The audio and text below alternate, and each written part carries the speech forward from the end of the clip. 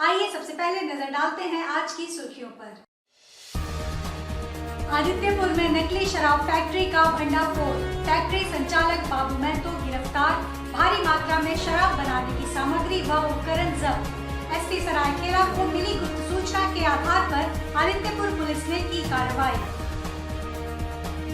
Kolhan DIG Ajay Linda पहुंचे गम्हरिया थाना, मामलों से जुड़े दस्तावेजों को खंगाला, थाना में दर्ज कांडों की समीक्षा की, मातहतों को दिया आवश्यक दिशा निर्देश।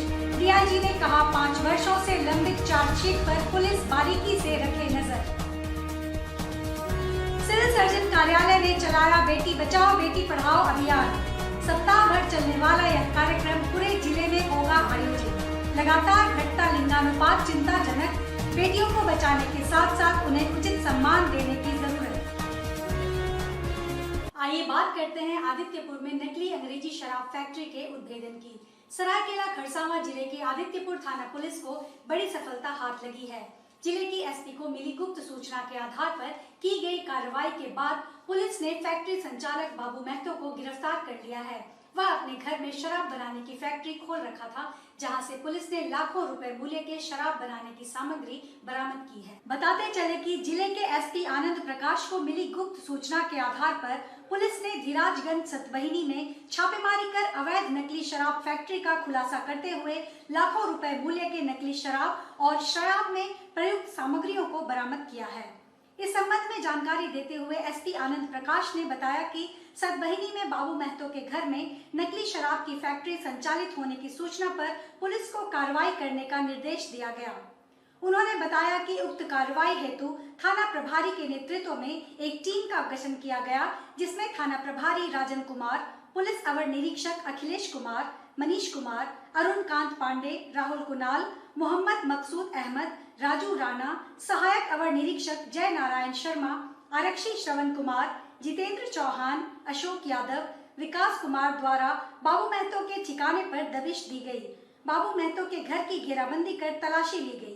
तलाशी के क्रम में अभियुक्त के घर से अवैध नकली शराब, बोतल एवं अन्य शराब बनाने की सामग्री व उपकरण, नकली स्टिकर वगैरह जब्त किए गए हैं, जिसकी विधिवत जब्त सूची तैयार की गई और बाबू महतो को गिरफ्तार कर न्यायिक हिरासत में भेज दिया गया है। आदित्यपुर थाने के लिए भी, पूरे जिले के लिए भी कल 25 तारीख को मुझे गुप्त सूचना मिली। इसी थाना क्षेत्र के धीराजगंज सतबहिनी में बाबू महतो नाम का कोई व्यक्ति है, जिसके घर में संभावित है कि काफ़ी बड़ी मात्रा में नकली शराब बनाया जा रहा है। तो उक्त जो सूचना मुझे मिली, मैंने शेयर किया थाना प्रभारी से और एक टीम का गठन किया गया, जिसमें थाना प्रभारी खुद थे और पुलिस इंस्पेक्टर और कुछ कांस्टेबल थे। तो उन्होंने बाबू महतो नाम का शख्स है, जिसकी उम्र 30 वर्ष है। इसके पिता का नाम करमू महतो, ग्राम धीराजगंज सतबहिनी, थाना आदित्यपुर। उसके घर पर जब रेड किया गया तो उसके घर से भारी मात्रा में नकली शराब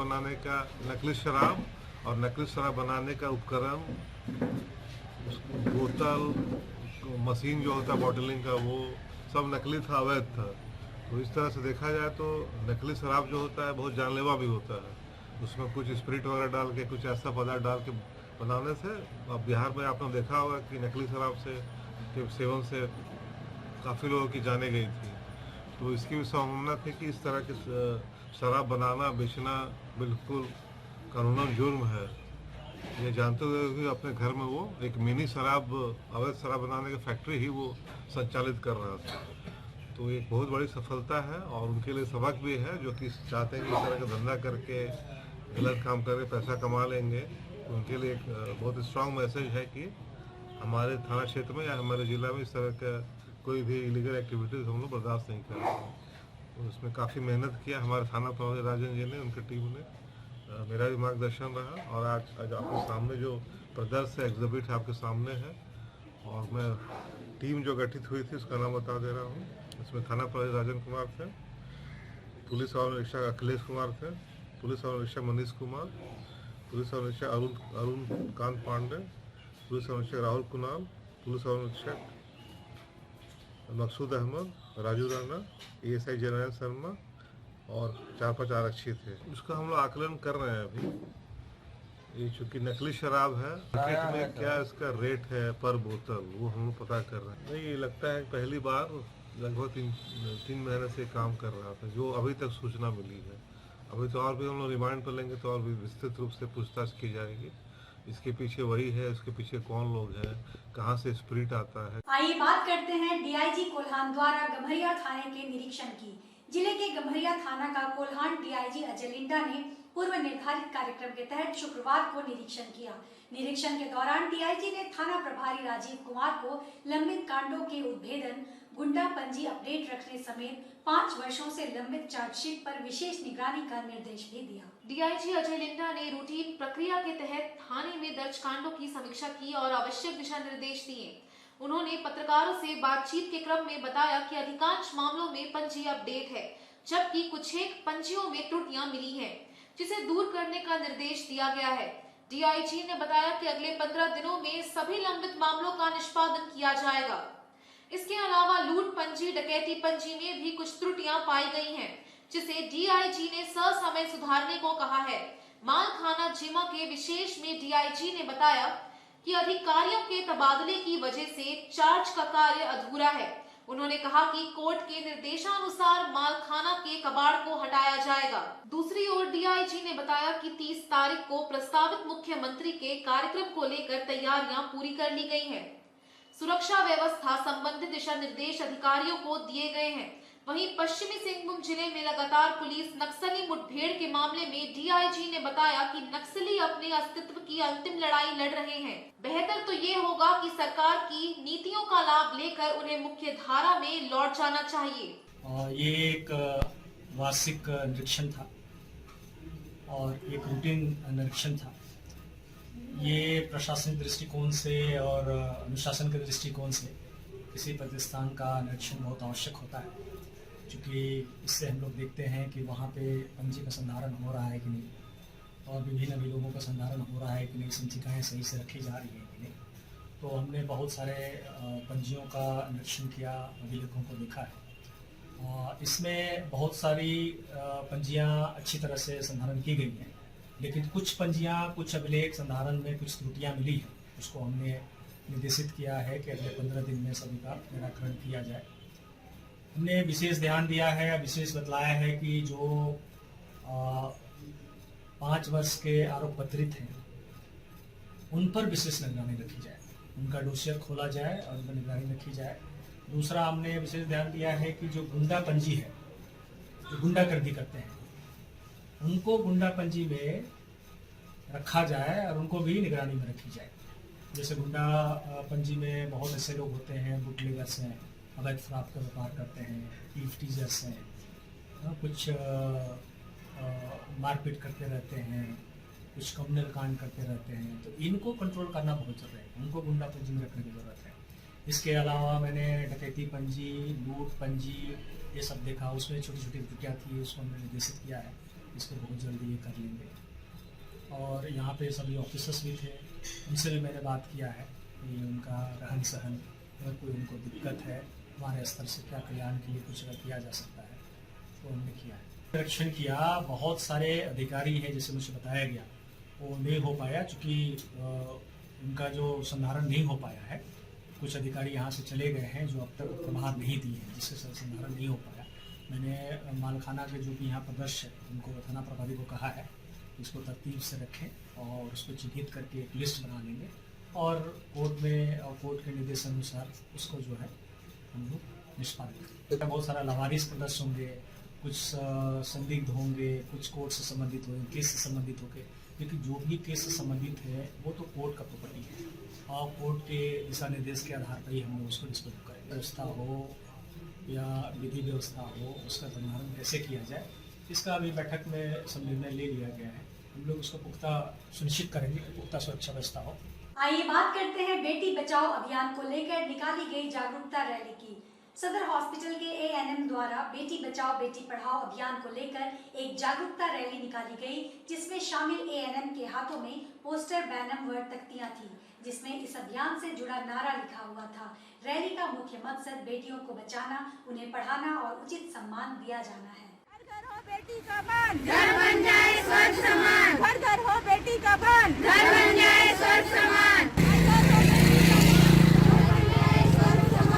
घर हो बेटी का मान, घर बन जाए स्वर्ग समान। बेटी पढ़ाओ बेटी बचाओ, बेटी पढ़ाओ बेटी बचाओ, बेटी पढ़ाओ बेटी बचाओ। जीवन का है ये आधार, बेटी को न समझो हार, बेटी को न समझो हार। बेटी पढ़ाओ बेटी बचाओ, बेटी पढ़ाओ बेटी बचाओ।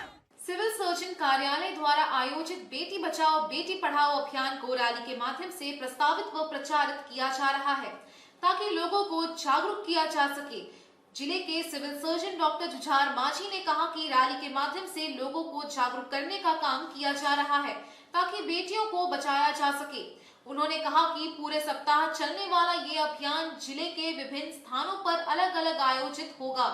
जिले में लिंग अनुपात लगातार कम होता जा रहा है, जो चिंता का विषय है। बेटियों की संख्या कम होने से वजूद पर ही संकट खड़ा हो जाएगा। समाज को बचाने के लिए हमें बेटियों को तो बचाना ही होगा, साथ ही उसे उचित सम्मान भी देना होगा।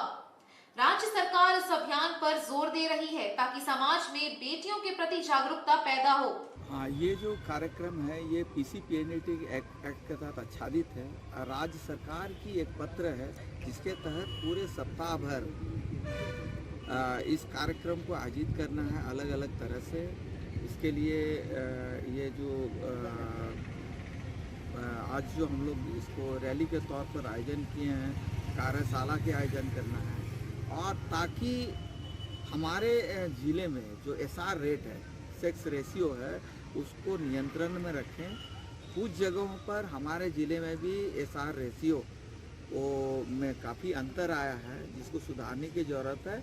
और मूल उद्देश्य इसका ये है कि हम PCPNDT एक्ट को पूरी तरीके से जो एक्ट है उसी तरह लागू करें और बेटी को सम्मान दें और बेटी जो आ रही है उसको आने दें, उसको हम किसी तरह का क्षति नहीं पहुंचाएं। बेटी है तो परिवार है, तभी हमारा समाज भी सही रहेगा और अपने जो है ना उचित स्थान मिलेगा। तो यही कहना है कि हम लोग इस जो सरकार का आदेश है उसके तहत कर रहे हैं। उसके साथ साथ ये कार्यक्रम हमारा निरंतर चल रहा है। बीच बीच में हम लोग इस PCPNDT एक्ट को लेके जागरूकता का अभियान हम लोग अलग अलग प्रखंडों में, इवन जिला में भी हम लोग आयोजित किए हैं और आने वाला दिन भी आयोजित करेंगे। लाइफ हुई स्टाइलिश अभी, लाइफस्टाइल है नया अभी। श्री लेदर्स, श्री लेदर्स, ये सिर्फ टच है, नो नो ये तो लेदर टच है। या सुपर प्राइस में super style. Shri leathers. Hey, should it be expensive to look rich? Huh? Sri Leathers, world class, right price. Life हुई स्टाइलिश अभी, लाइफ हुई स्टाइलिश अभी। लाइफस्टाइल है नया अभी। श्री लेदर्स, श्री लेदर्स, ये सिर्फ टच है, नो नो ये तो लेदर टच है। या सुपर प्राइस में super style. Shri leathers. Hey, should it be expensive to look rich? Huh? Sri Leathers, world class, right price. Life हुई स्टाइलिश अभी, लाइफ हुई स्टाइलिश अभी। लाइफस्टाइल है नया अभी। श्री लेदर्स, श्री लेदर्स, ये सिर्फ टच है, नो नो ये तो लेदर टच है। या सुपर प्राइस में super style. Shri leathers. Hey, should it be expensive to look rich? Huh? Sri Leathers, world class, right price. Life हुई स्टाइलिश अभी, लाइफ हुई स्टाइलिश अभी। लाइफस्टाइल है नया अभी। Shri leathers, Shri leathers. आइए बात करते हैं प्रधानमंत्री नरेंद्र मोदी की परीक्षा पर चर्चा के ऑनलाइन प्रसारण की। जमशेदपुर गोलमुरी स्थित केरला समाजम स्कूल सभागार में फुल स्क्रीन पर प्रधानमंत्री नरेंद्र मोदी द्वारा परीक्षा पर चर्चा का लाइव प्रसारण देखा गया। इस मौके पर जमशेदपुर के सांसद विद्युत वरण महतो, स्कूल के सभी शिक्षक और स्कूली छात्र शामिल हुए। प्रधानमंत्री नरेंद्र मोदी की परीक्षा पर चर्चा अभियान की सर्वत्र सराहना की जा रही है। जमशेदपुर के गोलमुरी स्थित केरला समाजम स्कूल के शिक्षकों और छात्र छात्राओं ने इस तरह की पहल की सराहना की और प्रधानमंत्री नरेंद्र मोदी को धन्यवाद दिया। छात्रों ने कहा कि इस तरह के जो भी कार्यक्रम प्रधानमंत्री द्वारा चलाए जा रहे हैं, उससे देश के छात्र छात्राओं में परीक्षा को लेकर बढ़ता दबाव कम होगा। वहीं सांसद विद्युत वरण महतो, जो स्वयं लाइव प्रसारण के दौरान केरला समाजम स्कूल में मौजूद थे, ने कार्यक्रम की सराहना करते हुए कहा कि परीक्षा से डर कर नहीं बल्कि परीक्षा को एक उत्सव के रूप में लिया जाना चाहिए। प्रधानमंत्री का ये विचार वास्तव में छात्रों पर परीक्षा के बढ़ते दबाव को कम करने में सहायक साबित होगा। अगर परीक्षार्थी परीक्षा को सरल तरीके से लेंगे तो उन्हें किसी भी प्रकार की समस्या नहीं होगी और वे उसमें बड़ी सरलता से सफलता हासिल कर लेंगे। अगर परीक्षार्थी परीक्षा को सरल तरीके से लेंगे तो उन्हें किसी भी प्रकार की समस्या नहीं होगी और वे उसमें बड़ी सरलता से सफलता हासिल कर लेंगे। प्रधानमंत्री नरेंद्र मोदी द्वारा चलाए जा रहे परीक्षा पर चर्चा कार्यक्रम की सभी ओर से सराहना की जा रही है। हमें एग्जाम को लेना है और पहले से तैयारी करना चाहिए। एग्जाम को लेके बहुत ज्यादा फ्रस्ट्रेशन में नहीं जाना है, क्योंकि परिवार का एक्सपेक्टेशन बहुत ज्यादा रहता है कि बच्चे अच्छा करे, बट आपको देखना है कि आपको स्वस्थ रहना। परीक्षा का समय बहुत ज्यादा हम लोग चिंता करते हैं कि क्या होगा नहीं होगा। पहले से आपका लक्ष्य निर्धारित कर लीजिए तो एक साधारण से लगेगा और एक एंजॉय तरीके से आपको एग्जाम देना है। आपका जीवन सफल होना चाहिए। मैं ईश्वर से कामना करना चाहता हूँ, जिस आशा उद्देश्य के साथ आप इतनी मेहनत कर रहे हैं, भगवान आपको उस मुकाम पर ले जाए और अपना जीवन सफल हो। इन्हीं शुभकामनाओं के साथ प्लानिंग करना चाहिए, अपने फ्यूचर के बारे में हमेशा अच्छा सोचना चाहिए और चाहे कुछ भी हो जाए अपने आप पे हमेशा कॉन्फिडेंस रखना चाहिए। फिर उन्होंने हमें ये भी बताया कि हमें किस तरह से टाइम मैनेजमेंट करके जो टॉपिक्स हमें हार्ड लगे उन्हें पहले करना चाहिए, ताकि हमें बाद में प्रॉब्लम ना हो। हमें हमेशा शुरू से पढ़ते रहना चाहिए, जिससे हमारे फ्यूचर में भी कभी कोई प्रॉब्लम ना आए। आइए बात करते हैं गणतंत्र दिवस पर नेताजी सुभाष चंद्र बोस आवासीय विद्यालय में अनाथ बच्चों के बीच पहुंची उपायुक्त की। गणतंत्रता दिवस के मौके पर गोलमुरी स्थित नेताजी सुभाष चंद्र बोस आवासीय विद्यालय में अनाथ बच्चों के बीच उपायुक्त विजया जाधव पहुंची। उनके साथ जिले के प्रशासनिक अधिकारी भी मौजूद थे। इस मौके पर डीसी ने बच्चों के बीच मिठाइयां और खिलौने बांटे और उन्हें दुलार किया। जिस बच्ची सोमवारी सबर को उपायुक्त ने गोद लिया है, वह बच्ची भी यहीं रहकर पढ़ती है, जिसे डीसी अपने आवास पर लेकर आए। जिले की उपायुक्त विजया जाधव अन्य प्रशासनिक अधिकारियों के साथ नेताजी सुभाष चंद्र बोस आवासीय विद्यालय गोलमुरी में अध्ययनरत अनाथ एवं एकल अभिभावक वाले बच्चों के साथ गणतंत्रता दिवस की खुशियां मनाने पहुंची। इस मौके पर बच्चों की खुशियों का ठिकाना नहीं रहा। इस अवसर पर ADM law and order Nand Kishore Lal, निदेशक DRDA Saurabh Sinha, DTO Dinesh Ranjan, DSE Nishu कुमारी भी मौजूद थीं। गौरतलब है कि उपायुक्त द्वारा गोद ली हुई अनाथ बच्ची सोमवारी सबर भी इसी विद्यालय में पढ़ती है। हर तीज त्योहार के मौके पर उपायुक्त सोमवारी से मिलने जाती रही हैं। इस खास मौके पर बच्चों को मिठाइयां एवं खिलौने दिए गए। उपायुक्त का सोमवारी सबर के प्रति विशेष स्नेह रहा है। इस मौके पर मां और बच्चे के बीच आत्मीयता देखने को मिली, जहां उपायुक्त ने सोमवारी से उसके पठन पाठन की जानकारी ली। अच्छी आदतें सीखने, हमेशा अनुशासन में रहने की सीख भी दी। साथ ही स्कूल से वापस लौटते वक्त सोमवारी को भी अपने साथ उपायुक्त आवास लेकर आई। मेरा कार सीट कवर का पिछले 15 साल से बाडी चौक दुर्गा पूजा मैदान में दुकान है और हमारे यहाँ सभी प्रकार का कार का सीट कवर बनाया जाता है, स्पेशली 4 व्हीलर का, जितने भी लग्जरी गाड़ी है। और 2500 रुपये से स्टार्टिंग है हमारे पास सीट कवर का रेंज। 2500 से लेके आगे 10,000, 12,000, 15,000, जिस तरह का क्वालिटी। रेक्सिन से लेके ओरिजिनल लेदर फिनिश तक का माल है मेरे पास। Car seat cover plus floor lamination, door visor, mat, accessories का भी जो आइटम होता है सारा उपलब्ध है मेरे पास। और 2 व्हीलर का भी काम सीट कवर का हो जाता है। जितनी भी लग्जरी गाड़ियाँ हैं सबका काम। और मैं खुद कारीगर हूँ। मैं दिल्ली से काम सीख के आया था 2007 में यहाँ पे जमशेदपुर में, करोलबाग में पहले दिल्ली में काम सीखा था, फिर आके मैं खोला, मैं खुद कारीगर हूँ। ये हमारा बारीडी चौक दुर्गा पूजा मैदान में दुकान है। बारीडी चौक आप आएंगे लेफ्ट साइड में जिसमें दुर्गा पूजा होता है, घुसते ही बायां तरफ में देखिएगा तिवारी जी सीट कवर लिखा आएगा, उसी पे मेरा दुकान है। आके एक बार सेवा का मौका दे। बाजार से बहुत ही कम पड़ता है। जो सीट कवर अगर हम आपको 2500 में दे देंगे, बाजार में उसका दाम 6000-7000 रुपया है।